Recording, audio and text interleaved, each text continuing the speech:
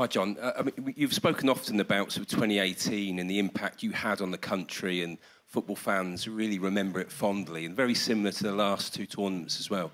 What would it mean to sort of really sort of bring the feel-good factor back home? You know, because the results, you know, they've been tough. You know, the weather's sort of pretty awful back home. So what would it mean to sort of really get everyone going and sort of for the next few weeks, similar to what you did in Russia?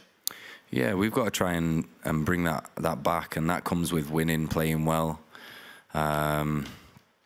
exciting the nation. We know that they're behind us, and that's an incredible feeling in itself. But to not be performing at our peak or as good as we know we can be is frustrating, and that's a point that I've made and wanted to get across to everyone, that we've got to do better to keep progressing in this tournament.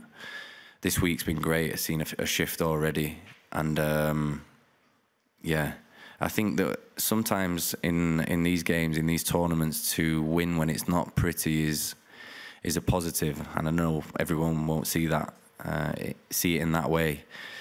But to get over the line in difficult moments, not playing well, only leads us to improve and get better and keep striving to play better. And hopefully it'll be a turning point.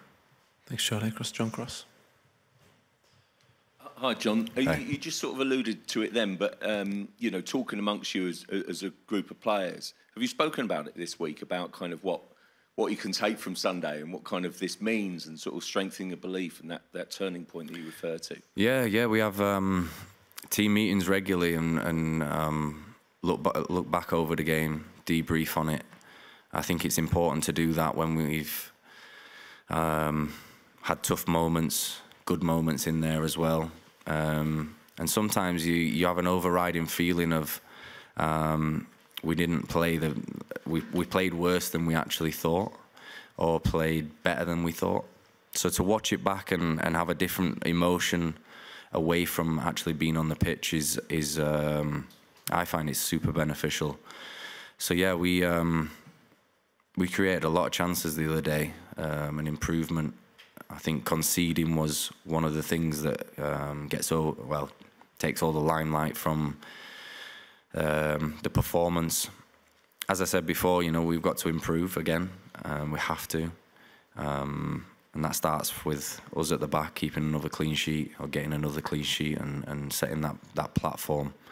But we talk about so much in the meetings. I can't tell you guys, but yeah, they're always really, I find, really beneficial, truthful, and anyone can have the say in there as well.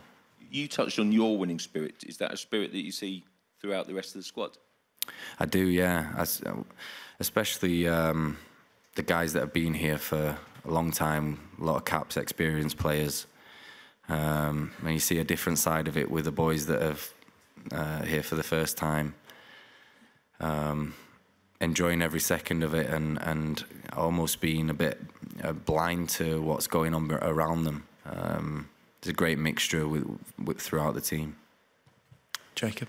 I feel you spoke about the Manchester City game against Aston Villa, the comeback in that match. It kind of makes people always think that when City are losing, they're probably going to come back. On a similar note, do you think that what happened on Sunday is potentially going to make opponents scared of what, you know, this team can do? You know, even if you're losing going into those final 20 minutes, it's still a team that's got someone who can score a 95th minute overhead kick. I hope so, yeah. I mean, it's wouldn't be a bad thing to kind of create that in the back of their minds. I think, as I said before, you know, when we've done that last minute in such a difficult situation, you believe then even more that you can do it again if needed. I wish it didn't go the way it did in the respect of the time frame,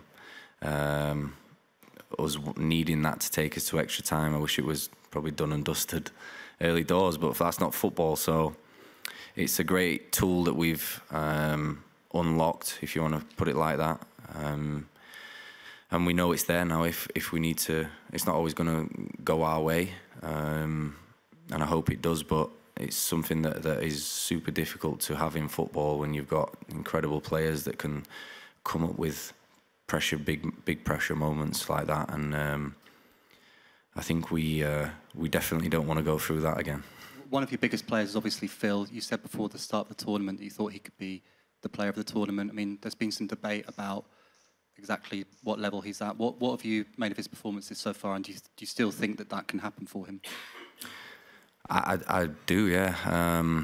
You know, Phil could probably play on, could turn up at a weekend, score a hat-trick, and everything would be forgotten about. Maybe his past 4 games, or however many games it's been. I think Phil knows, and we all know, that we can play better. I think he's been frustrated with his own performances, and he's been training so well, especially these past few days, and to correct that. I mean, if he's selected to play at the weekend, then yeah, I'm sure he'll be on another level of Phil Foden, hopefully, to show the world, show this competition what he's about. And I know Phil personally, and he's a big thinker about that, and I'm sure he's excited for the weekend. Dan. Hey John, is the squad aware that it's Gareth's 100 game with England on Saturday? And if so, is there anything you might do to kind of mark that milestone? No, I wasn't aware, actually. I'll make everyone aware now. We'll have to think of some ideas, mate, when we get back. But an incredible achievement for him personally. 100 games, don't know how many years now it is, you'll be able to tell me better. He's been here, tournaments, bits of history that we've broken, created. An extremely proud moment for him, I'm sure, and I'll make people aware. Simon Pitch, and then Craig.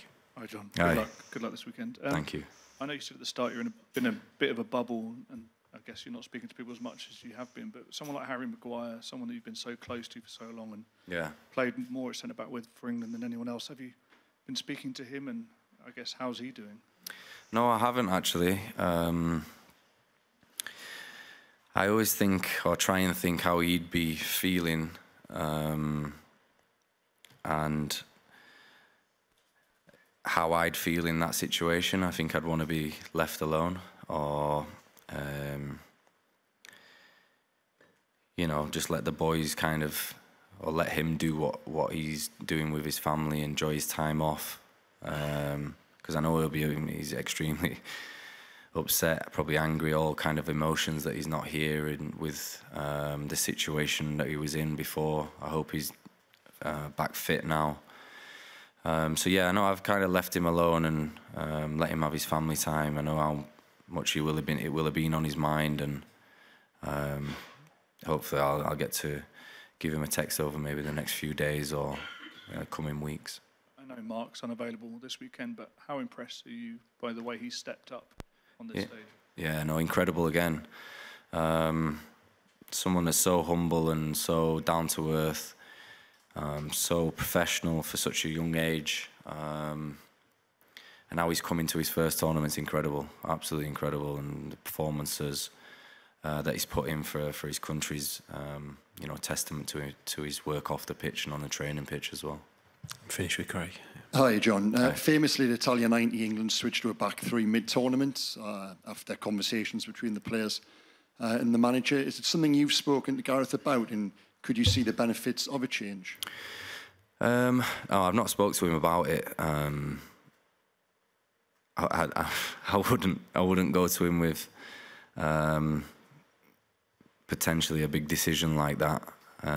We've done it in previous tournaments before, though. Germany, I remember, the last Euros. Previously to that, in 2018.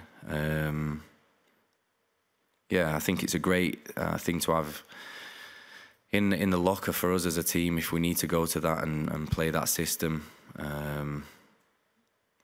it's something that shouldn't be underestimated for us as a team, that we can do it so easily and seamlessly, and it kind of clicked together. You mentioned earlier there about the bubble. Would you like to be out of that bubble a little bit more? Would you like to have seen more of the tournament, more of Germany? Me personally, no. No. I find that if I kind of keep myself away from what's going on, or other games, don't watch the games, it gives me the space to focus fully when I need to be engaged in training, in games. I kind of separate the two, you know, and try and make hotel life away from football as normal as possible, which is difficult here because you've not got your family, you've not got the freedom to go out anywhere